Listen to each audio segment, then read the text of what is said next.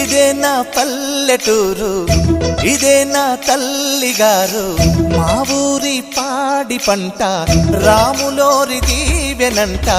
తల్లి గోదావరి నీళ్ళు కడిగె సీతమ్మ పాదాలు, ఊరంతా హాయ్ హాయ్ హాయ్, మనసంతా హాయ్ హాయ్ హాయ్.